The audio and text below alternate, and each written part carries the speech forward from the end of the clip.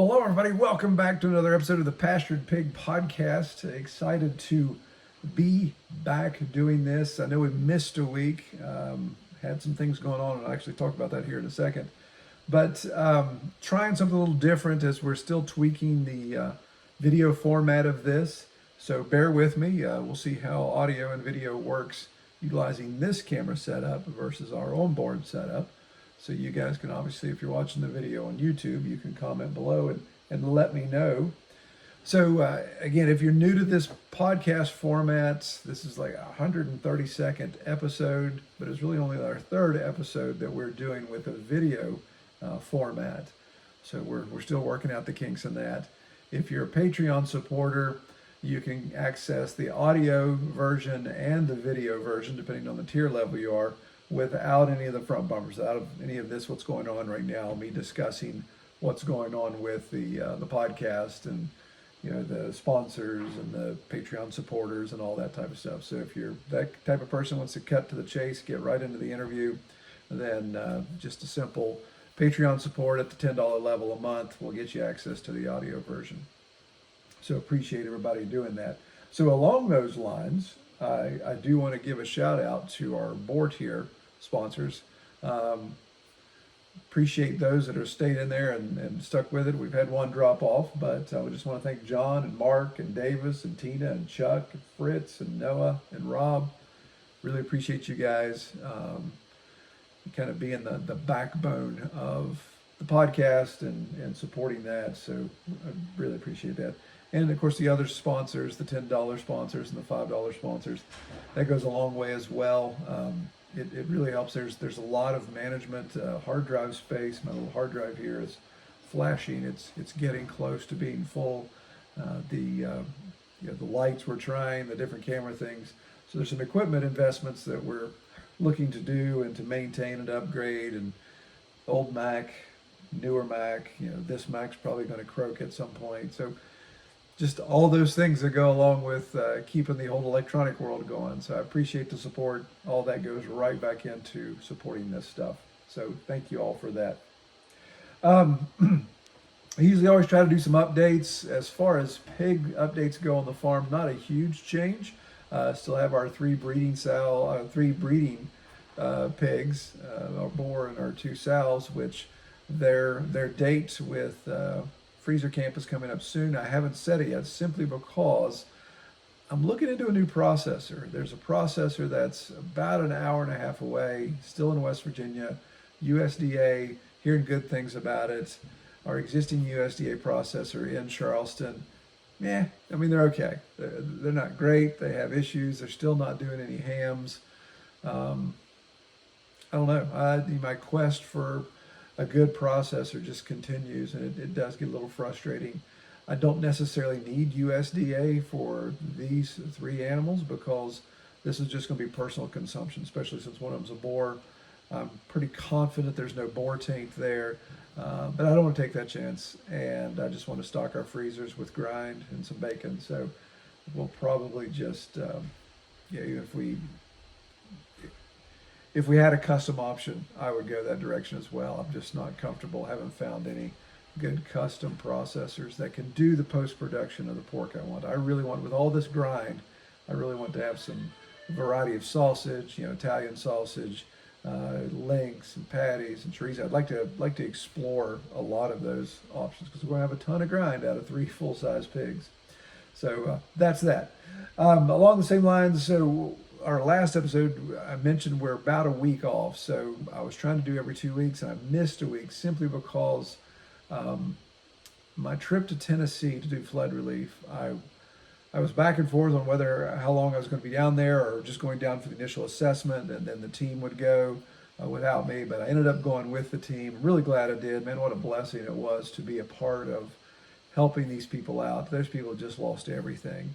And we were down there doing some pretty heavy-duty tree work, getting dangerous trees out of people's situations, trees that were actually laying on top of dwellings still. So we're getting that taken care of.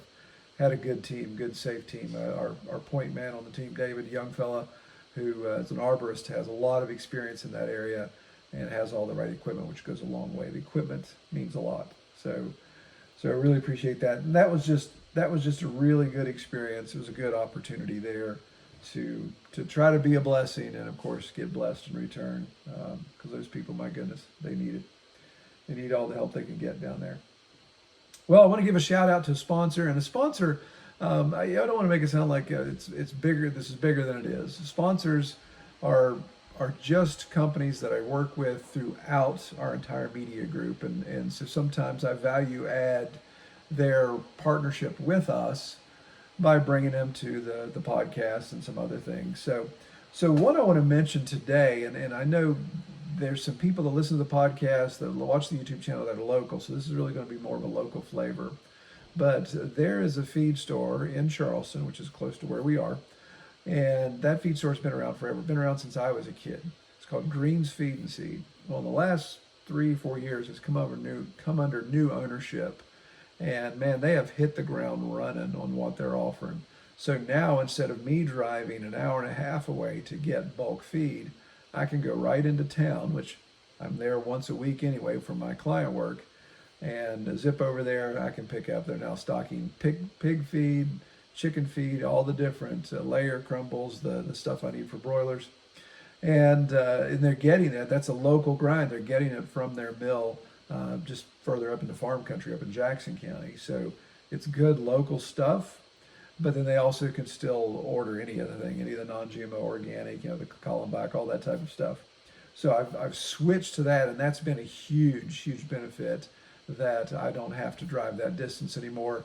They're providing good quality feed close by, and of course they have a variety of other things. In fact, they've got a tractor dealership, and they also are steel dealerships, so I can go in and get some chainsaw parts, go in and get some, they're Coyote dealers, so I can get some tractor parts. So I like having all that under one roof. But many of you guys have asked where I get my feed, and I just want you to think about Green's Feed and Seed if you're in the greater Charleston, greater central West Virginia area. It's new ownership, a lot of good opportunities there. So we're actually going to do some additional business together. And in fact, you may see some new equipment on the property here, just some demo stuff we're going to try out if you watch the YouTube channel. So curious to see how that goes, and excited to work with them on some new stuff.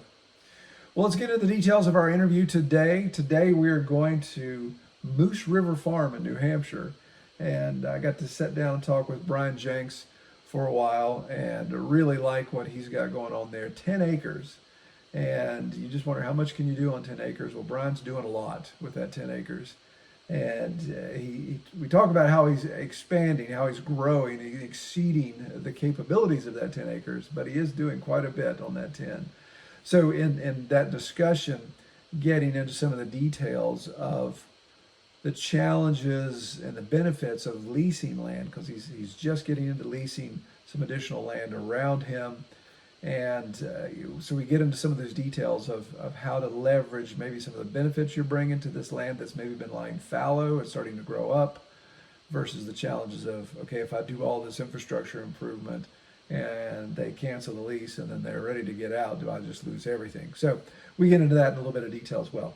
So without any further ado, I think that's all I have here on my notes. You guys are probably wondering why I keep looking off to one side. I want to make sure I keep everything organized.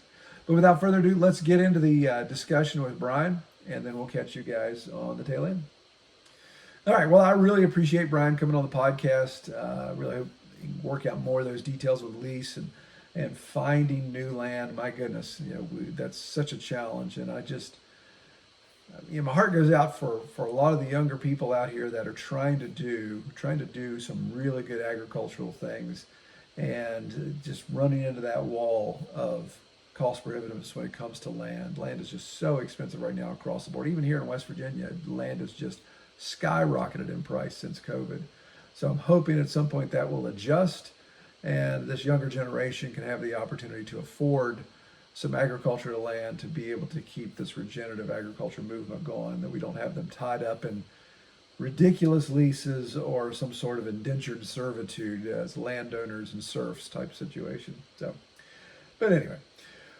Well, if you would like to be on the podcast, if you know somebody that should be on the podcast, or you've got a topic you'd like us to talk about on the podcast, by all means, go to the pasturedpig.com website, use our contact form there, put in a little pre-screening information, and I can get that, and we'll get that scheduled. We've got a couple other interviews lined up here. Excited about that. As we get into the Christmas season, things obviously get a little tight, but I think the way this will work, if my two interviews work out the way they're supposed to, that should carry us through the holiday season, and then we'll kind of hit the ground running in January with new lineup. Well, I appreciate everybody watching. I pray you all have a great week. Take care. Well, everybody, welcome back to another episode of the Pastured Pig Podcast. I'm your host, Troy. Today, we're going up to New Hampshire, and we are visiting Moose River Farm and the proprietor of that farm, Brian Jenckes. Welcome, Brian. Thank you for having me. All right. So Brian and I were talking before we started recording. He's in southern New Hampshire, beautiful, beautiful part of the country, and just a really neat area. I was been blessed to be up there a couple times, but last year I was up there sniffing around the Manchester area. So are you a New Hampshire native, or is that a transplant for you? No, I've born and raised in New Hampshire my whole life. I actually grew up near Lake Winnipesaukee, for anyone that knows the state, kind of more northern there for where we are now. And then met my wife, and she was over in Auburn, so that's where we decided to settle. Yeah, you don't have a strong northern accent, though. No, not at all. Oh, good. Yeah. All right. So tell me a little bit about Moose River Farm. Give me that 40,000 foot elevation view of it, and then we'll drill down into some details. Sure. So we're a polyculture farm. We have some small herd of dairy cows. We have a small herd of beef cows. Obviously, we have quite a few pigs. We have anywhere between 75 to 100 at any given time. Right now, I think we have right around 60 or so, kind of lower numbers going into the winter. But we're 10 acres, so small property. We rotationally graze pretty aggressively. Our beef cows and dairy cows are moving to another property just down the road to lease, so that'll help alleviate some of the space issue, which is nice. But if we just do your typical small kind of inclusive farm, with the meat birds and pork and beef and dairy. Yeah, no, it sounds like a great setup, and it sounds like you got a lot going on 10 acres. It is a lot going on. We were lucky enough to be able to, the last couple of years, use our neighbor's property as well, and he's got 40 acres of silvopasture. So it's not all, I guess, super contained to the 10 acres, but as we get into the winter, everyone's being pulled back into their kind of winter paddocks to avoid, even worse mud season come spring or Right. January thaw or whatever happens. Right. You guys aren't into the freeze yet, right? Probably just getting heavy frost, nothing frozen yet. Yeah, nothing super frozen yet. We've had the last week, it's, dipped down into the 20s at night, but, today it's really nice out. It's 45 degrees and sunny. So take those all, as long as we can. Right. Absolutely. For sure. All right. So on that 10 acres, and you said you kind of, again, spilling over into the neighbor's 40. So on that 10 acres, was that an established farm? I know in your pre-screen, this is a first generation, you guys are first generation farm. So was this an old abandoned farm that you guys picked up? Was this some family land? What was the details there? Not at all. It was a disaster when we bought it. It's a long, narrow 10 acres, long and skinny. Just happened to be a good deal. When we found it, it's zoned agricultural, which is why, it happened to work out. We didn't start farming as soon as we bought it, kind of happened afterwards. But the property was pretty trash beforehand. The person who'd owned it before was, had been there for 60 years and long time hoarder. So, we've probably pulled 7 or 8, roll off dumpsters worth of metal and car parts and what have you out of here. So it's come a long way from where it was, but so it's established now ish, but not quite where I want it, but it's getting there. Yeah. Oh, I can relate to that. My story is very similar. 24 years ago about this place, and the roll off dumpsters, you get an idea of just how expensive those are. They just keep filling up and filling up and filling up. You got up after a while. Yeah. So obviously cleaning up the land, I'm assuming that portion of New Hampshire that it's probably fairly flat to rolling, right? Nothing too crazy as far as elevation goes. No, I think we're technically like 180 feet above sea level, so we're pretty flat and low. The unfortunate part is the road in front of us. We're kind of in the middle of a valley, so we are in a fairly low spot. So our biggest issue every year is, the mud and trying to navigate, drainage and all that other fun stuff. But as far as when you're standing on the property, it's pretty much as flat as can be.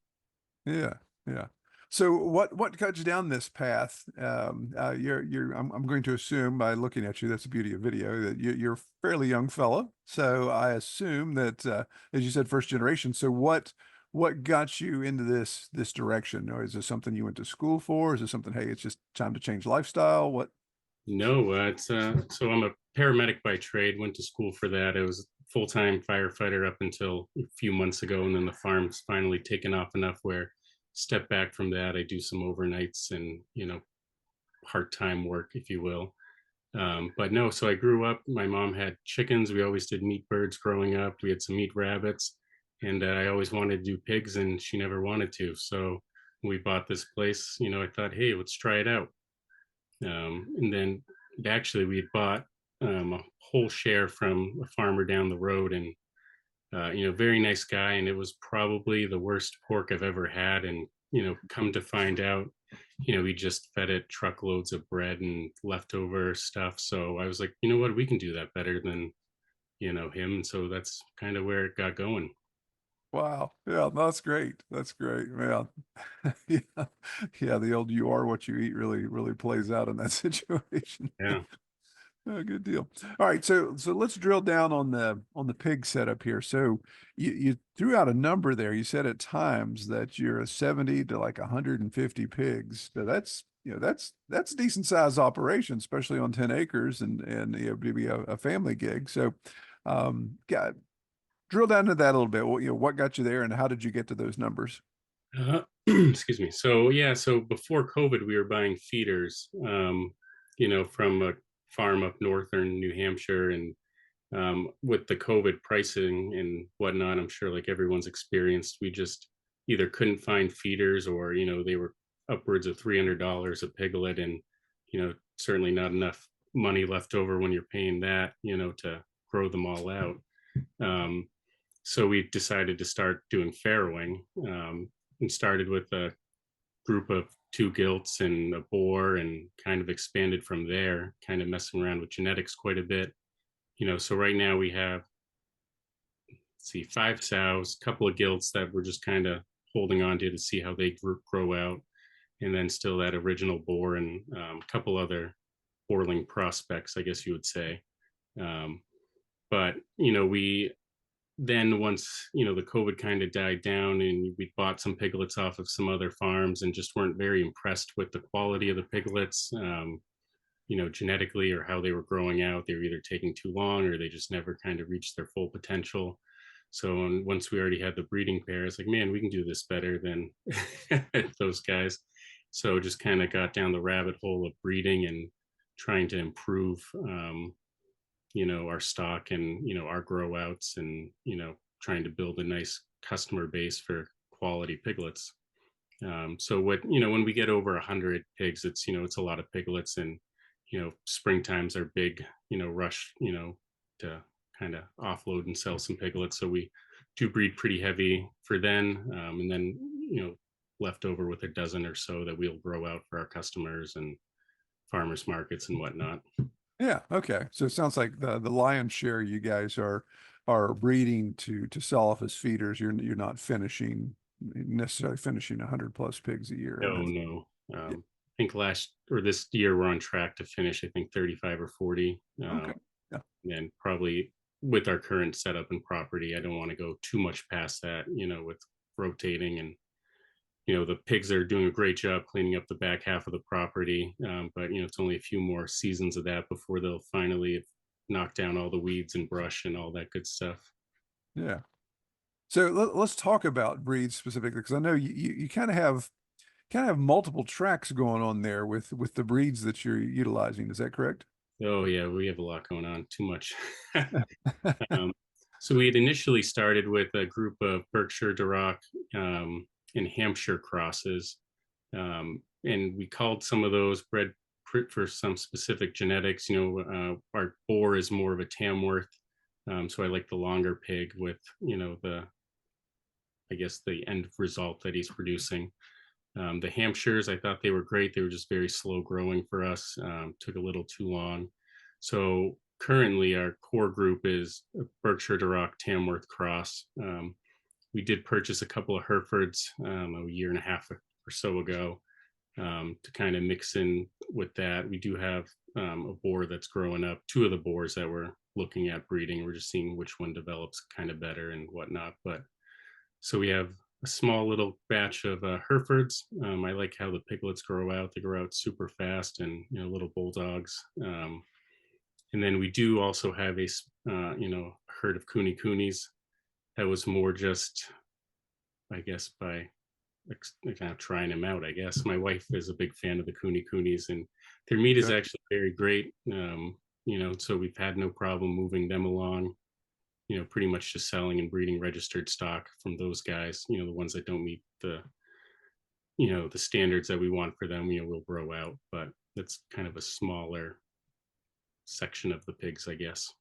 Yeah, but you had said in the pre-screening that you guys you have the largest registered herd of KuneKunes in the region. Yeah, so we have 6 sows, down to 6 now. We had a couple more that we ended up sending to freezer camp just because of their mothering traits, and then we have a handful of boars as well. So we do. No one else around us has nearly as much, whether that's good or bad. We haven't quite figured it out yet, but we're certainly still moving them, and they're doing great work here, and very friendly pigs, so it does work out well.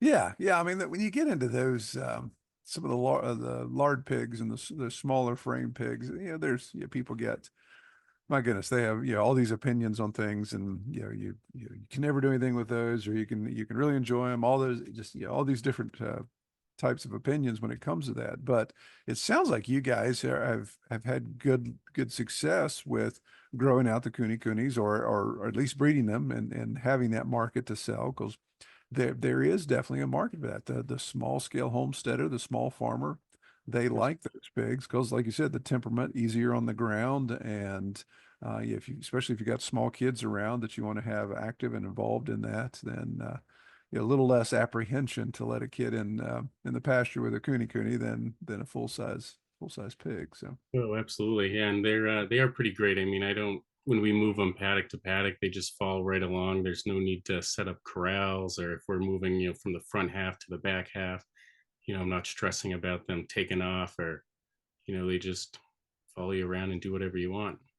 So they're pretty great in that aspect. And we actually got into them just before COVID, and really before I think the KuneKune fad started. There was just one small farm that was kind of going out of business, in our area, and so we bought a bunch of herb breeding stock, and I was like, these things look cool, they look neat, and have tapped into the small homesteader market for them really well.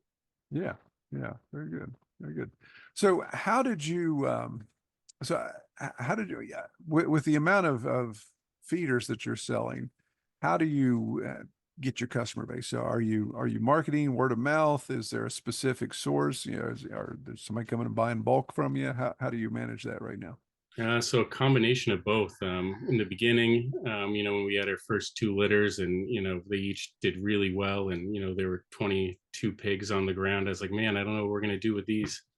A couple of years ago, and so we ended up just Facebook Marketplace. We've been pretty successful with the local state Facebook farm page, moving products for many of our parts of our farm. But and then since then, we've just built up a really nice returning customer base. I know there's X amount of people who are going to buy 2 to 5 every single year.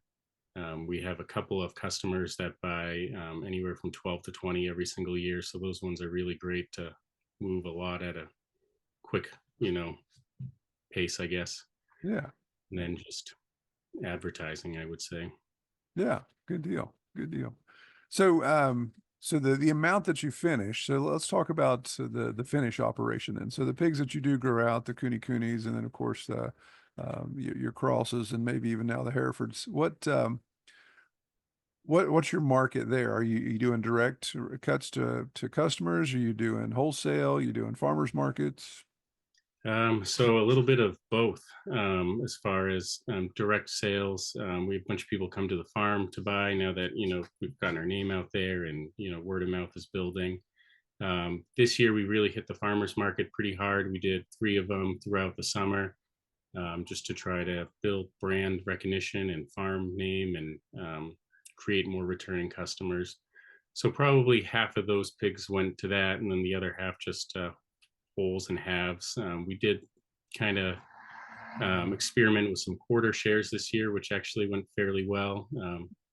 Definitely more of a headache on our end trying to get everything all divided up. But, it did end up having a little bit of a market for that as well. Yeah. Yeah. Is New Hampshire, is that state inspected, or is it either USDA or custom? You don't have a. It's USDA or custom exempt, unfortunately. But So I assume you're taking all that to USDA, so then you can parse it out that way. yeah. So for our holes and halves, we have actually a mobile guy that comes who's pretty phenomenal, and he does, I would say, better job than the USDA as far as packaging, and obviously, very respectful of the animals, and way less stress on me and the pigs. So I do enjoy that a lot. The USDA, we found a really nice one, about an hour and 10 minutes north of us. So we make the trip up there. We do have one 15 or 20 minutes from us that we don't use, but so yeah. So depending on where the pigs are going, if they're going to farmers market or holes and halves, we kind of make that decision based on that. Yeah. Oh yeah, and that's great. That's great to have those options where you can choose, and then it makes sense, like you say, to kind of divide and conquer. To say, I don't need everything USDA, so I don't have to jump through all those hoops. So the ones that can go to custom, or like you said, be done through the mobile processor, makes a whole lot of sense. Saves you time and money, and gives you a little more freedom in some of those areas. Crazy amount of savings money wise as well, and just the headache of loading pigs, as I'm sure you know. But Yeah, yeah. Oh yeah, that's the beauty. I'd love to have an on-farm processor option around here. That would be ideal. Goodness. All right, so let's talk a little bit about the utilization of your 10 acres. And as you said, you're kind of spilling over into the 40. But once your infrastructure set up for pigs primarily, rotation, obviously, New Hampshire winters aren't super mild. So what are you doing for sacrificial or winter paddocks type of thing? yeah, so I'm working on the sacrificial area, moving it because I was too close to the house last winter. But I've built basically some 4x6 shelters out of some rough cut lumber. They're essentially little sheds, but I have them on skids so I can kind of move and rotate them around. Just worked on building a couple of bigger 10x10 ones. I think I'm going to do some actual permanent, I guess, setup paddock for the winter for farrowing. That was part of our problem last year, not to go off, but it's just finding a nice dry place without mud for the moms to go to. All of them do super great. 90% of them farrow right out in the woods, and we have no problems. But trying to make it a little bit more controlled for the other couple that don't enjoy that as much, and then just ease for me and doing chores in the middle of the winter and running hoses. Don't want to run them 6 acres back anymore. But so we have so basically just some smaller pens using pig panels and some electric, and trying to spent a whole last week with an excavator building up some areas, about a 1/4 acre pasture for some of the moms and the boars, just to try to alleviate some of the stress in the springtime with the rain and the mud and all of that good stuff. Yeah. But as far as rotating goes, we just one strand of electric. Everyone's great, and I just kind of, big long rectangle, or a couple of the areas I have, some heavy brush still that they're working on through, so I'll leave them a little bit longer in those areas, and just kind of, I guess, as I see what needs to be mowed down by them, I just kind of rotate them in that area. Yeah, no, that's excellent. That's excellent. Yeah, and you may have mentioned this, and I may have missed it, but so are you leaving your boar in there with the 4 sows and the other gilts that are coming on, so that he can breed whenever? Or are you trying to be a little bit more regimented in that? More regimented. So he's by himself right now, and he's not too thrilled. He's a good boar, he's super friendly. I can get in there and not worry about him. Still don't bring the toddler in with me, but he was in with the two moms that one mom gave birth 2 nights ago. And she and this other mom were not very good first time moms. So we were giving them their second chance. I didn't want to hold on to them all winter long to have a bad result. So we ended up breeding a little earlier than I wanted with them. But so he hung out with them all summer long for the last couple of months. And then I just separated them just before the, farrowing. So he will go in with the other sows here probably in the next 2 or 3 weeks for some spring litters, and he'll just hang out with them basically right up into farrowing. So Yeah, trying to get on a schedule of, just we only do 2 litters per year per sow. I don't need to stress them out too much. Give them a little bit more time to recover, obviously. But so we're trying to do spring and mid-fall is what I want to get on track with. We've been adding so many different genetics and pigs in and out that the last couple of years was kind of a random farrowing throughout. But it would be nicer to have it on a schedule for sure. yeah. Well, and it sounds like as you get, like I said, as you get your system nailed down, get your infrastructure the way you want it, then being able to manage that will become more intuitive. And then being able to track that data to say, okay, let's actually start looking at specific breed lines here, because I know you're doing a lot of cross work there, or exploring that, and being able to track that and have that data management in place. Yeah, Absolutely, yeah. It's good. Good deal. Good deal. Yeah, the boar is great as far as being friendly, and then of course I'm moving everything around to get to this new winter paddock. And last night I went out to feed the animals, and the boar was 2 pens over with all the sows, and he's never jumped a fence. He's always fence to fence, or even just a single strand wire. So might have to tweak it a little bit now, but it's coming along. Yeah. Oh yeah. That's the good thing about a boar. It keeps you honest, because he seems to know where the fence is down or low or high or off or whatever. So yeah. Oh yeah, he just walks around and touches every corner of the fence at least 2 or 3 times a day just to make sure it's still on. So like, geez. Good deal. So Brian, explain to me a little bit. So you talked about polyculture, and I just think that is so important. I mean, I love talking pigs with people, but I love hearing about setups where there's polyculture involved in multiple sources of revenue, multiple sources of protein, all of the things that go along with that. So how does that factor in with your pig operation? I know your pigs are kind of your largest element of the farm, but are you keeping those completely separate in their own little areas? Is there some commingling going on there? Are you utilizing any opportunities like that? Yeah, so we've been trying to build soil health a lot the last couple of years. We had UNH come out. They have a great, agriculture department, and they came out and did some soil samples, and the pH was pretty awful, and everything else was pretty dead from, the junkyard of, the mysterious junkyard throughout the woods. So we rotate and follow animals through quite a bit. So, at the back, probably quarter of our property is still pretty untouched as far as pigs go, and you can't even see your hand foot in front of your face with the brush type of deal. So we run the pigs pretty heavy through those areas. Then the chicken tractors, I'll kind of rotate through them to get some fertilization, and then the cows enjoy everything that no one else can touch, the jerseys for our dairy cows. And then I'll go through with the tractor, either York rake everything up, clean it up, seed it, let it, stay closed off for a little bit.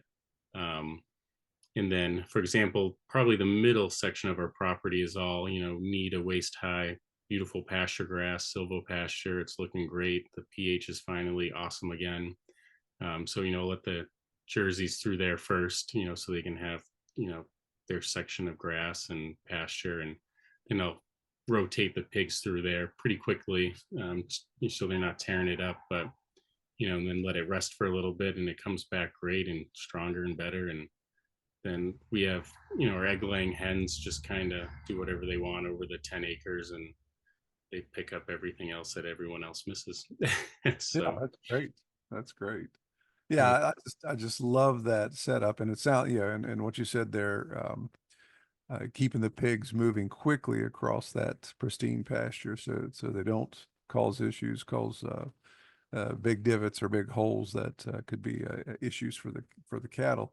But no, I think that's great to be able to take advantage of those, because each one of those animal types, of course, are going to bring different benefits to the ground when it comes to not only fertilization, but how they scratch it, how they work it, and of course, get into the whole fly larva type thing with the chickens busting up the manure, all the benefits of that. It's great. Yeah. Yeah, that's pretty slick. So I got to ask you, when you keep talking about the junkyard that was the property, you probably run the same thing I do. Are you just amazed where you think you've got a certain area cleared up, and then the pigs come through and then they unearth just something random? It's like, yeah.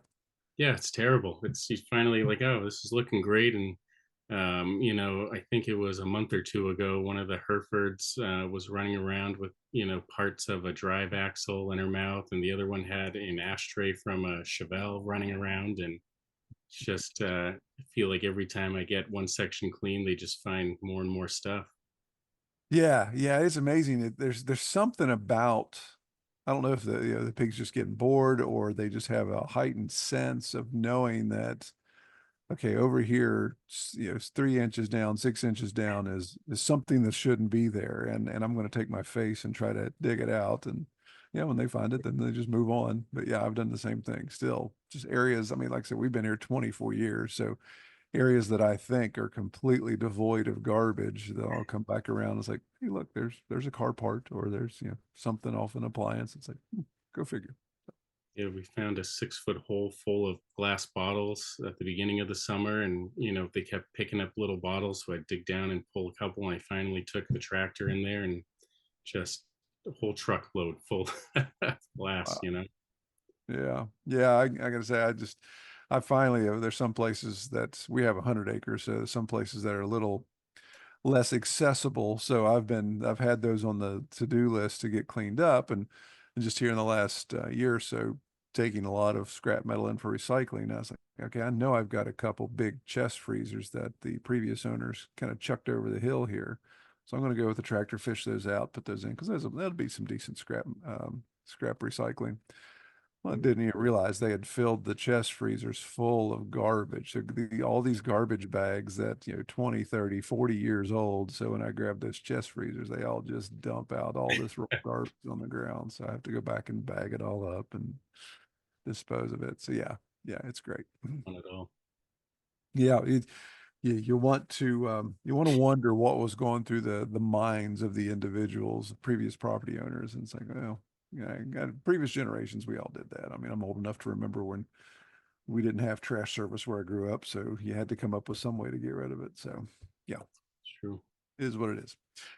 So let's talk about feed for a second then. So I being up in that neck of the woods, I'm sure you have some pretty good feed options. What have you landed on with your pigs for feed? Are you just doing conventional? You're trying to explore different things? Yeah, so we've actually been messing around with feed and diet really heavily this year. As far as passive forage and stuff, we're not quite where we want to be for them to, there's grass and weeds and stuff, but obviously they need more than that, quite a bit more. So we've always done a conventional feed from our local feed mill. We buy enough in bulk now that we kind of have our own custom blend. So we do non-GMO, which is pretty nice. Still obviously fairly expensive. But we've hooked up with a brewery that has a lot of non-GMO or organic brewer's grain. I know it's a lot of pros and cons and hot topic issues on that. So we've been we don't feed any more than 25 or 30% to the pigs at any given time. The breeding stock will feed a little bit more too at times, or less. So just kind of trying to find a good medium and a good balance of still getting weight on, still keeping high quality, but also trying to save a little bit of money. As I'm sure the tons of feed, it certainly add up pretty quick. So Yeah, very much so. we're finally coming down in price, per the ton weight. During the COVID, I was like, man, I don't know what we're doing with pigs anymore. When the totes were, $700 or $800 for a ton, and now they're finally back down to almost where they were. So it's definitely makes it a lot easier to free Wow. feed them, if we do that or not. Yeah, now you got me thinking. I got to do the math here real quick. So let's see how quickly I can get my. So you said you're about $700 to $800 a ton. Yeah, That's back peak COVID. 2.5 years ago it was, I think. Yeah. So that is, yeah, that's 40 cents a pound. Goodness. Yeah. That's steep. That's And real. that's good. We certainly held off on expanding, a lot more when prices were at that. Mhm. Pre-COVID, we were getting them for 220 a ton, which was great. I mean, I'm sure we'll never see that again, but we're back down into the 4 range, which is manageable at least. So Yeah. Yeah. That's why I think you're definitely right. Even down here with conventional, I used to be able to get conventional feed for about 11 cents a pound. And now we're hovering about 16 and a half cents post COVID. But yeah, it's interesting. And of course, non-GMO organic, man, it just keeps running things up higher and higher. So you just got to find that balance and of course see what the market will bear, and of course what your customers want. If your customers have a high demand for that, then you got to embrace that. yeah, and we've had, we don't the whole organic, argument and stuff. We haven't had a whole lot of people, be upset that we're not doing organic. We do non-GMO. We don't feed them any junk. They get, we have a vegetable farm down the road that gives us tons of organic scraps and leftovers. So, it does work out fairly well. And we explain that, our feed is very good. It's clean. It's, so we are getting, decent pricing for it for what we're paying for grain. So I'm not going to complain too much about that. But Yeah. So you had said something in your pre-screening, Brian, that, and this is kind of the next leg of the question there is kind of the future plans. So sure. yeah, in the next 5 years, where do you see, or where would you like to see Moose River Farm? I know additional land search was something you had said in your pre-screening. So tell me a little bit about that, what you guys are thinking. Yeah, so I mean, I would love to be just full-time farming anytime now, but in the next year to 2 years is certainly the goal. We've just set up a lease with a family down the road that's got a 40-acre farm. They ran a couple of cattle and sheep for, it hasn't been touched in a decade or so. So there's still some work to be done over there, but the beef cows are over there, the dry cows are over there, so it's helped free up some space for us. So that'll be an ongoing lease as long as we want it, essentially. But our long-term goal is to buy a nice big property and hopefully be able to expand and do a lot more with that. We had some highs and lows with trying to search for some property. That prices are pretty crazy up here, especially the bigger properties. No one's using them for farming around here anymore, so it just makes it a little bit tougher. But we're in the final process of buying a fairly big farm this past summer or a couple months ago, and the guy ended up pulling out last minute. So we're back on the search, but trying to stay basically an hour of where we are, just because of our current customer base and the legwork Yeah. we've already done. And the pork, I don't think is as tough to find some new customer base, or people are willing to drive an hour for a whole or half share. But our milk herd share is kind of the deciding factor, I guess. People aren't going to drive an hour for a gallon of milk a week, or so trying to find that good balance, but also find property. Yeah, yeah, for sure. If you don't mind, I'd like to just and go as far into this as you want, but just more and more people that I talk to in the podcast and then in other circles, you're running into the same thing. Hey, we want to buy bigger land, or we want to finally get our own farm land, but everything's so cost prohibitive right now. So looking at leasing options, and people kind of freak out sometimes about, well, wait a minute, if I'm leasing this and I do all this improvement, I'm improving somebody else's land, and at the end when they tell me to, the lease is done or they're ready for me to move on, then they're able to you basically have all my improvements. So how are you managing that with that 40 acres? Is that something that's really a long-term lease? Are there restrictions or prohibitions on what you're able to do as far as infrastructure? Or are you keeping everything mobile just for that fact? A lot of stress is how I'm managing Yeah. because of those same exact points. He's got a beautiful barn. It's a 40 by 60. It's got, set up for horses at the moment, but I'm allowed to kind of change out. He's got one half of the barn that, he's going to keep all his stuff in. Excuse me. And the rest is, up for us to use. And it's got a sacrificial pasture for cows for the winter time. But as far as the rest, probably try to do as much mobile as possible. Um, he's going to be okay with pigs in the springtime, so we'll probably be able to ramp up a little bit pig wise. Move all of our piglets over there to give some of our area a break. And his property is just so overgrown from the past decade that half the pastures are short of just brush hogging and starting fresh. So we'll run a bunch of pigs through there, but um, but my wife and I have certainly had lots of talks about how much do we want to put into this. We do know the family from some other friends, which is nice. So they're not going anywhere anytime soon. They have no intentions on farming, but they want to keep it as a farm. They're elderly, but it's in a trust with some of their children and whatnot. So hopefully that stress of being removed will, be not there, and continue it as long as we need it. But Yeah. Yeah. So, and again, I don't want you to get into specific numbers because I don't think we need to be posting that type of stuff. But I'd be curious. So, in talking with that family that owns the farm and recognizing, I'm sure they recognize obviously the pasture's overgrown, the pasture needs work, and then you have more of a natural way to clean those pastures up with the pigs. Did that come into play, or just the various state of the land? Does that come into play when you present, or maybe they counter offered your lease payments or your lease fees? yeah, so they didn't want pigs there whatsoever. Because he grew up in a time where his neighbors had confinement pigs, and he just has that image of Yeah. what pig is, or what pig setup can be. So he came on down to our house. It's only 10 minutes away or so.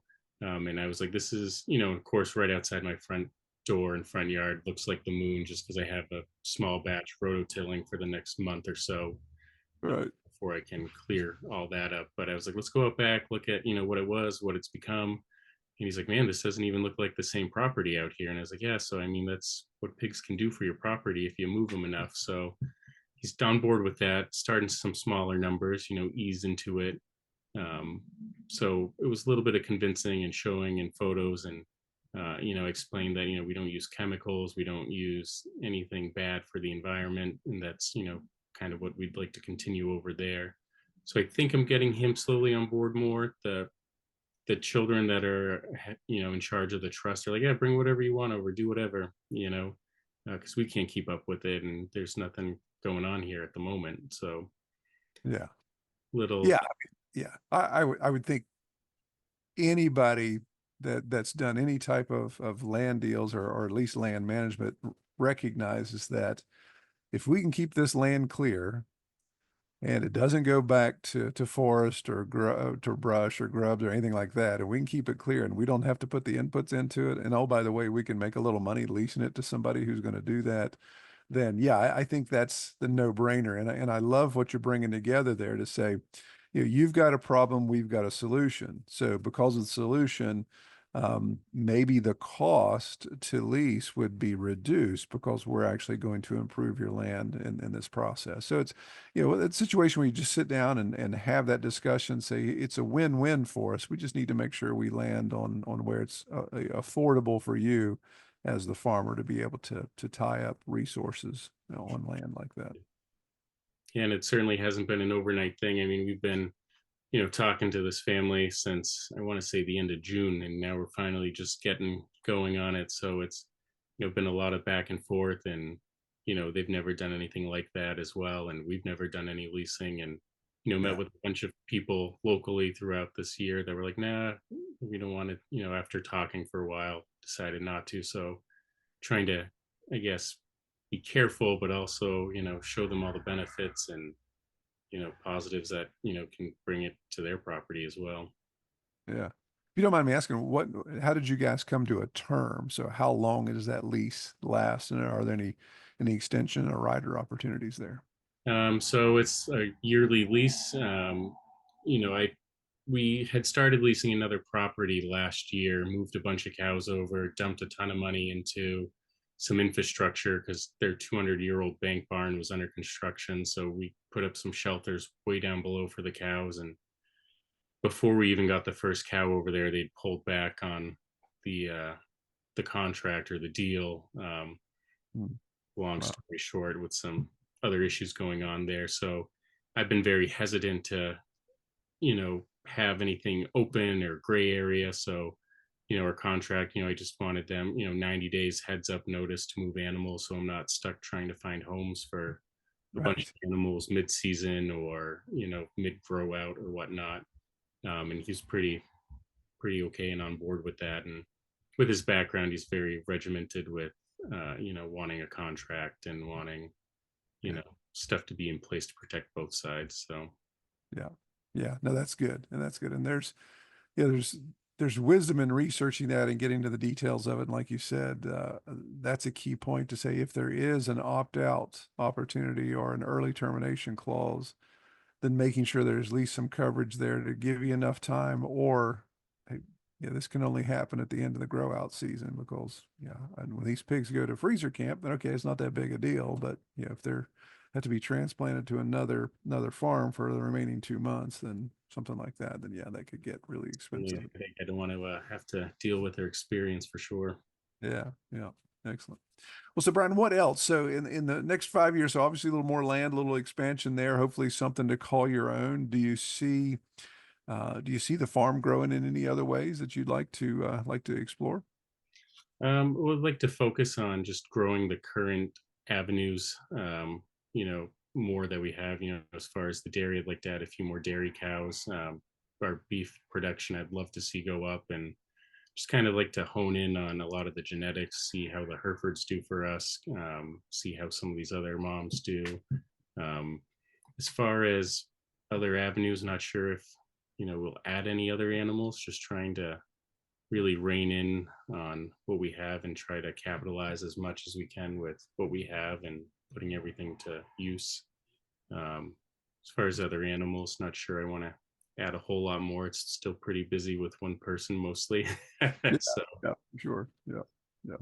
Good deal. Toddler's not quite old enough to be super helpful yet, although he does enjoy it.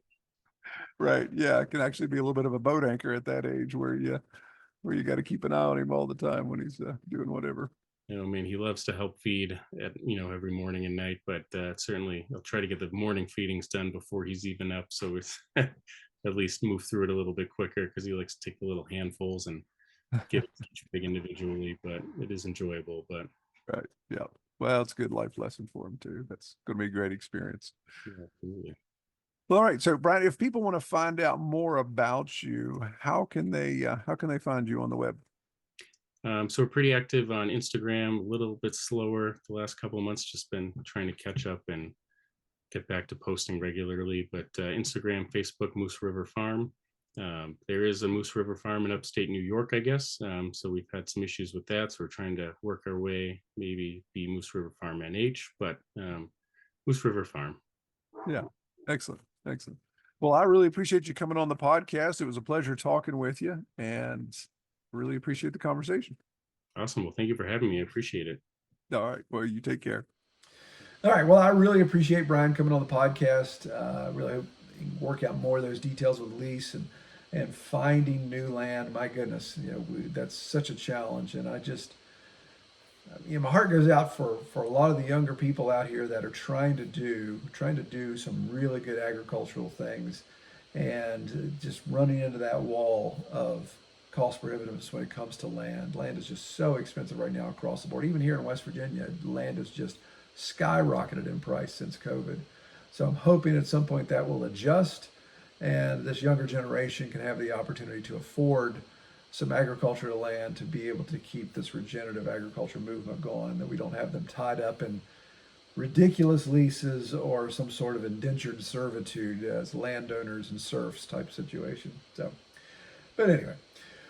Well, if you would like to be on the podcast, if you know somebody that should be on the podcast, or you've got a topic you'd like us to talk about on the podcast, by all means, go to the pasturedpig.com website, use our contact form there, put in a little pre-screening information, and I can get that, and we'll get that scheduled. We've got a couple other interviews lined up here, excited about that.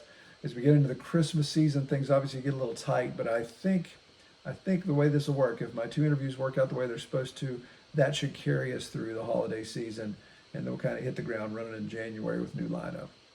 Well, I appreciate everybody watching. I pray you all have a great week. Take care.